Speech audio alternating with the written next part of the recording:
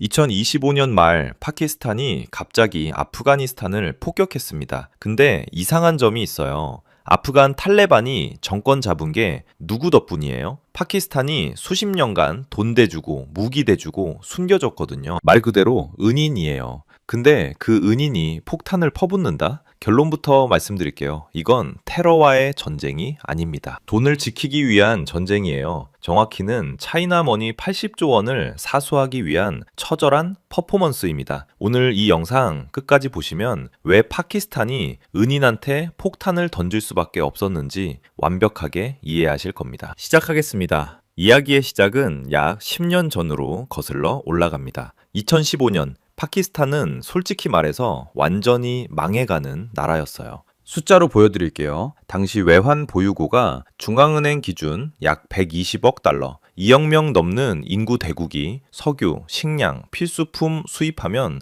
서너 달이면 바닥나는 금액이에요. 전기는 하루 8시간에서 16시간씩 정전이 일상. 도로는 비포장이 태반, 인프라 자체가 붕괴 직전이었습니다. 인프라 건설하려면 돈이 필요한데 빌려줄 데가 없었어요. IMF는 조건이 너무 깐깐하고 미국은 너네 탈레반 도와주는 거 아니야? 하면서 의심하고 있었거든요. 그때 손을 내민 나라가 중국입니다. 2015년 4월 시진핑이 직접 파키스탄을 방문해서 역사적인 발표를 합니다. 460억 달러를 투자하겠다. 당시 파키스탄 GDP가 약 2,700억 달러, GDP의 17%에 해당하는 돈이에요. 이 금액은 이후 620억 달러, 약 90조 원까지 불어납니다. 비율을 들어볼게요. 한국 GDP가 약 1조 7천억 달러잖아요. 어떤 나라가 GDP의 17%, 350조 원 투자해줄게 라고 하면 거부할 수 있겠어요? 못합니다. 이게 바로 시펙, 중국 파키스탄 경제회랑의 시작이에요.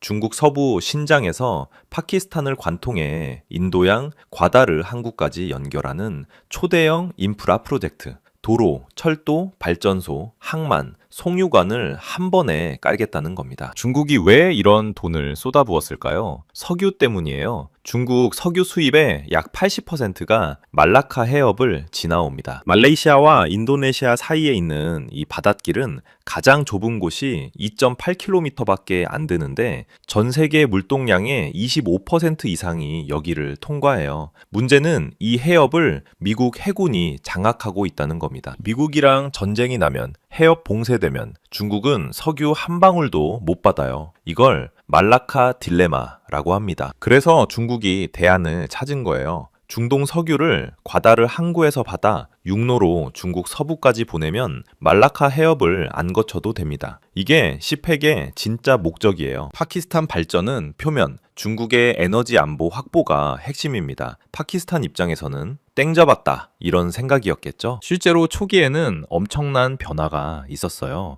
중국이 시펙 하에 발전소 9개를 짓고 추가 건설까지 합쳐 총 14개 발전 프로젝트를 완공했습니다. 석탄, 수력, 태양광, 풍력까지 2015년에 16시간씩 끊기던 전기가 눈에 띄게 나아졌어요. 과다르 항구는 어촌 마을에서 심해 항구와 신공항을 갖춘 도시로 바뀌었고 카라코람 하이웨이도 확장됐습니다. 이제 우리도 발전한다는 희망이 생겨났어요. 근데 말이에요. 세상에 공짜 점심은 없어요. 여러분, 460억 달러가 다 기부금이었을까요? 아닙니다. 대부분이 대출이에요. 금리도 종류마다 천차만별입니다.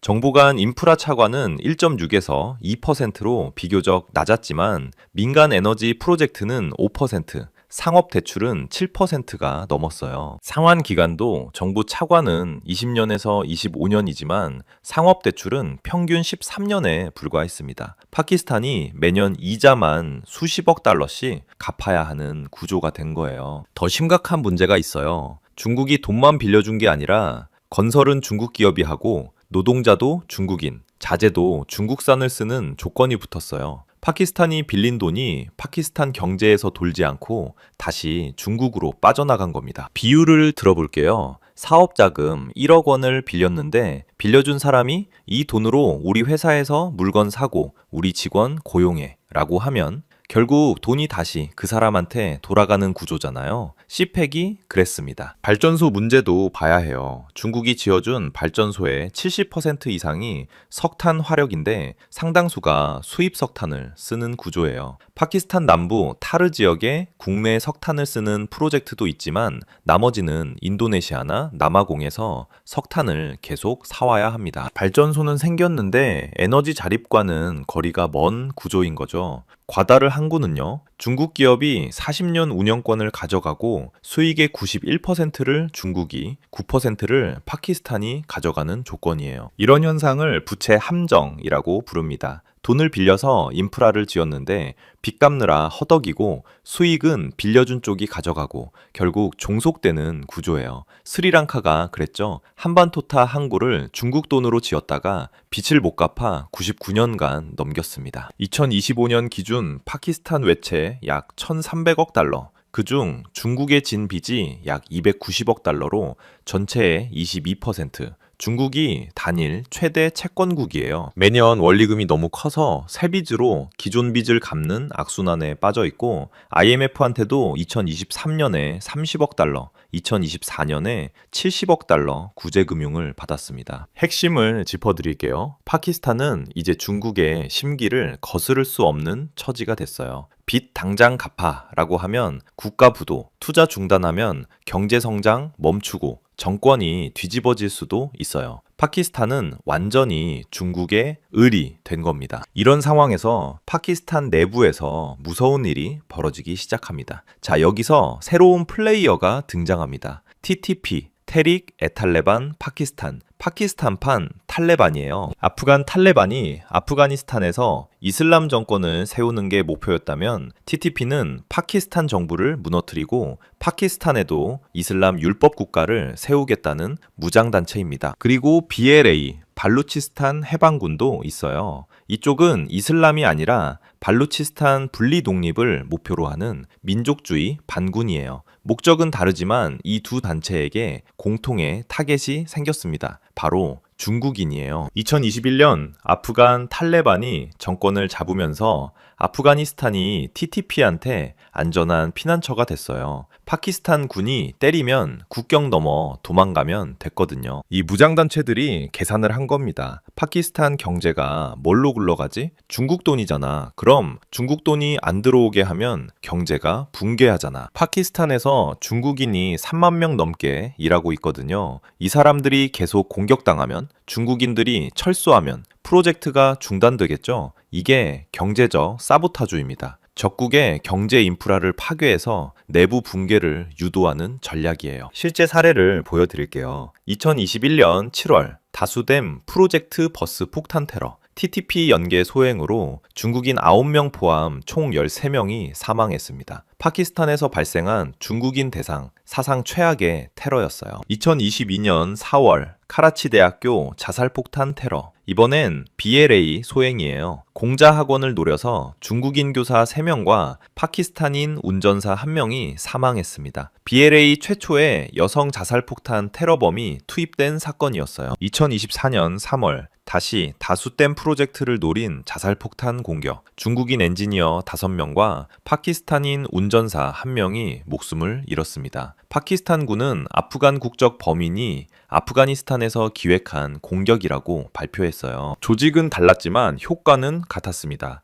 2024년 3월 공격 이후 다수댐과 디아머 바샤댐에서 중국 엔지니어 약 1000명이 작업을 중단했고 일주일도 안 돼 타르벨라 수력발전 프로젝트에서도 2,000명 이상이 보안 문제로 해고됐습니다. 중국 정부도 분노하기 시작했어요. 파키스탄 정부 도대체 뭐 하고 있는 거야? 우리 국민 보호도 못해? 파키스탄 입장에서는 최악의 시나리오가 펼쳐지고 있는 겁니다. TTP가 테러를 저지르고 어디로 도망가냐면요. 아프가니스탄이에요. 국경을 넘으면 파키스탄 군이 추격할 수가 없어요. 주권 침해 문제가 있으니까요. 파키스탄 입장에서 생각해 보세요. 아프간 탈레반이 2021년에 정권을 잡은 게 누구 덕분이에요? 파키스탄이 수십 년간 지원했잖아요. 미국이 아프간 전쟁하는 동안에도 표면적으로는 미국 편인 척하면서 뒤로는 탈레반한테 은신처, 자금, 정보를 제공했어요. 미국 합참의장 멀런이 상원에서 하카니 네트워크는 파키스탄 정보기관의 사실상의 팔이라고 공개 증언할 정도였습니다. 왜 그랬을까요? 파키스탄의 최대 위협은 항상 인도예요. 동쪽의 인도, 서쪽의 아프간. 만약 아프간에 친인도 정부가 들어서면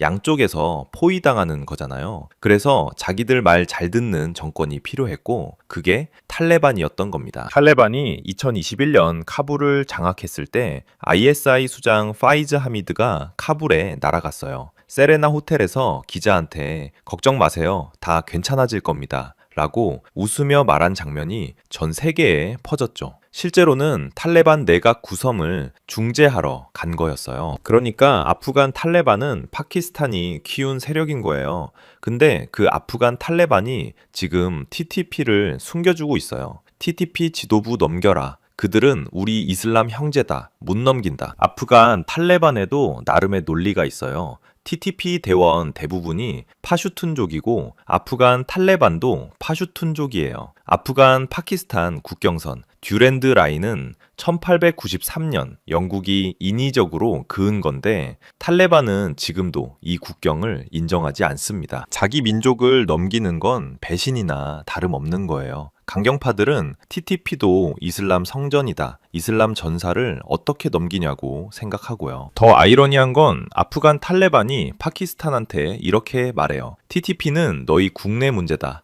너희가 알아서 해결해라. 이거 아세요? 과거에 미국이 탈레반 좀 단속해라 했을 때 파키스탄이 했던 변명이랑 똑같은 거예요. 역사의 부메랑입니다. 양측은 여러 차례 대화를 시도했어요. 2022년에 TTP와 직접 협상해서 한 달간 휴전이 성립된 적도 있었지만 연장은 안 됐고 2025년 10월 도하 휴전 합의도 11월 이스탄불 후속 협상이 결렬되면서 물거품이 됐습니다. 결국 아프간 탈레반은 핵심 요구를 계속 거부해요. 파키스탄 입장에서는 완전한 배신이죠. 자, 상황을 정리해 볼게요. TTP와 BLA가 중국인을 계속 공격한다. 테러범들은 아프간으로 도망간다. 아프간 탈레반은 TTP를 안 넘긴다. 중국인 사상자가 계속 늘어난다. 중국이 가만히 있을까요? 2024년부터 중국의 톤이 확 바뀌었어요. 파키스탄 내 중국 국민과 기관의 안전이 보장되어야 한다. 외교적 언어니까 점잖게 들리지만 번역하면 우리 국민 죽어나가는데 너희 뭐 하는 거야? 예요. 말만 한 게 아닙니다. 행동으로 보여줬어요. CPEC 2단계 핵심인 ML1 철도 프로젝트. 카라치에서 페샤와르까지 약 1870km를 연결하는 68억 달러짜리 대형 사업을 10년 가까이 협상했는데 중국이 자금 지원을 철회했습니다. 상환 능력이 없다는 이유였어요. 2025년 가을 샤리프 총리가 베이징을 방문해 투자를 요청했지만 대형 인프라 대신 농업, 전기차 같은 소규모 MOU 85억 달러 어치만 받아왔어요. 파키스탄 FDI에서 중국이 차지하는 비중이 최근 약 50%까지 올라간 상태예요. 중국이 투자를 줄이면 경제의 직격탄입니다. 실제로 파키스탄 경제를 보면 FY 2022에 6% 이상 성장했다가 FY 2023에는 마이너스 0.2%까지 떨어졌어요. 홍수 피해, 세계적 인플레이션, IMF 긴축 조건이 복합적으로 작용한 결과지만 CPEC 투자 둔화도 한몫한 건 분명합니다. 중국은 투자를 늦추고 핵심 프로젝트 자금을 끊고 신규 사업을 검토 중으로 밀어버리기 시작했어요. 2025년 7월 파키스탄 총리가 고위급 회의에서 중국 국민의 안전 보장이 중국 투자를 유지하는 데 필수라고 직접 인정했습니다. 사실상 보완을 못 해주면 중국이 떠난다. 고 스스로 시인한 거예요. 중국 투자가 끊기면 공사 중단, 일자리 소멸, 경제 성장 정지. 이미 진 빚은 어떻게 갚아요? 디폴트, 국가 부도입니다. 파키스탄 정부 수뇌부 입장에서는 등에 칼이 꽂히는 기분이었을 겁니다. 자, 이제 파키스탄이 처한 딜레마를 정리해 드릴게요. 첫 번째 선택지, 아프간 탈레반과 협상으로 해결. 실제로 이걸 먼저 시도했어요. 2021년부터 2022년까지 세 차례 협상했고 한 달간 휴전이 성립된 적도 있었어요. 근데 다 깨졌습니다. 테러는 계속됐고 중국인 사상자 사망자가 늘어났고 중국의 인내심은 바닥나고 있었어요. 두 번째 선택지, 직접 군사행동. 아프간 탈레반과 관계가 나빠지더라도 TTP를 강력히 때린다. 필요하면 아프간 영토까지 공격한다. 전면 충돌 위험이 생기지만 최소한 중국한테 우리가 하고 있다는 걸 보여줄 수 있다. 여러분이 파키스탄 총리라면 뭘 선택하시겠어요? 정답은 없어요. 둘 다 최악이에요. 현실에서 파키스탄은 1번을 먼저 시도했고 실패하자 2번으로 갔습니다. 간단해요. 당장 망하느냐, 나중에 망하느냐의 차이거든요. 아프간과 사이가 나빠지면 안보 위협은 커지지만 외교적 수습 여지가 있다고 본 거예요. 근데 중국 돈이 끊기면 내일 당장 경제가 무너지고 정권이 뒤집어져요. 정치인들한테는 5년 후 위협보다 내년 선거가 더 무서운 거죠. 근데 아이러니하게도 나중 문제라고 생각했던 안보 위기가 빨리 왔어요. 2024년 한 해에만 테러로 1000명 이상이 사망하고 1300명 이상이 부상했습니다. 공격 횟수만 약 700건으로 전년 대비 34% 증가했고 2025년에는 사망자가 1200명을 넘어 더 심해졌어요. 그래도 파키스탄 정부는 결단을 내립니다. 아프간 탈레반 눈치 안 본다. 직접 때린다. 2025년 10월 파키스탄이 칼을 뽑아들었습니다. 카이버 스톰 작전. 공군 전투기들이 아프간 영공을 넘어 카불, 코스트, 잘랄라바드, 파티카를 동시에 폭격했어요. TTP 최고 지도자 메흐수드까지 노렸지만 제거에는 실패. 고위 간부 최소 2명이 사살됐습니다. 아프간 측은 민간인이 죽었다고 반박했고 유엔은 10월에서 12월 사이 민간인 최소 70명 사망, 478명 부상을 확인했어요. 아프간 탈레반이 격분합니다. 사흘 뒤 두란드라인 전역에서 파키스탄군 초소를 공격. 양측 수십 명 사상자가 나온 본격 교전이었어요. 카타르, 튀르키예 중재로 10월 19일 겨우 휴전이 성립됐지만 11월 이스탄불 협상은 결렬. 2026년 2월에는 파키스탄이 카불까지 공습하자 국방장관이 이제 공개전쟁이다 라고 선언했습니다. 여기까지만 보면 테러와의 전쟁으로 보여요. 근데 그게 전부가 아닙니다. 물론 직접적인 이유는 있어요. 2025년에만 1200명 이상이 테러로 사망했습니다. 2021년에 2배, TTP 관련 폭력 사건만 1000건이 넘었어요. 가만히 있을 수 없는 상황이었죠. 근데 이 공습에는 또 다른 메시지가 있어요. 중국 형님, 보세요. 우리가 피 흘려서라도 당신들 자본을 지키고 있습니다. 안보 위기 대응과 동시에 중국한테 행동으로 보여주려는 의도도 분명히 있었던 겁니다. 군사적 실효성만 보면 효과 대비 리스크가 큰 작전이에요. 간부 몇 명 죽인다고 조직이 와해되진 않고 보복 테러가 늘어날 수도 있거든요. 실제로도 그랬고요. 실제로 2026년 1월 중국 파키스탄 외교장관 전략대화에서 양국은 CPEC 2.0을 공식 발표했어요. 산업, 농업, 광업 중심의 새 프레임워크에 합의했고 중국은 파키스탄의 대테러 노력을 칭찬했습니다. 다만 이 대화는 예정된 일정이었고 CPEC 2.0 논의는 공습 이전인 2025년 5월부터 진행 중이었어요. 직접적 보상은 아니지만 관계 유지에 도움이 된 건 사실입니다. 물론 이게 다 해결된 건 아니에요. 2026년 2월 말 현재 양국은 사실상 전쟁 상태입니다. 자, 오늘 이야기를 한 문장으로 정리하면요. 파키스탄의 폭격은 전쟁이 아니라 경제적 생존을 위한 퍼포먼스였다. 중국이라는 유일한 돈줄을 지키기 위해 파키스탄은 자신이 키워준 은인 아프간 탈레반한테 폭탄을 던져야 했습니다. 이게 자본의 힘이에요. 국제 관계에서 이념도, 종교도, 역사적 은혜도 결국 돈 앞에서는 뒷전이 될 수 있다는 걸 보여주는 사례죠. 오늘 영상이 도움이 됐다면 보통의 경제야 좋아요, 구독 부탁드리고요. 댓글로 여러분의 생각도 남겨주세요. 그럼 다음 영상에서 뵙겠습니다. 감사합니다.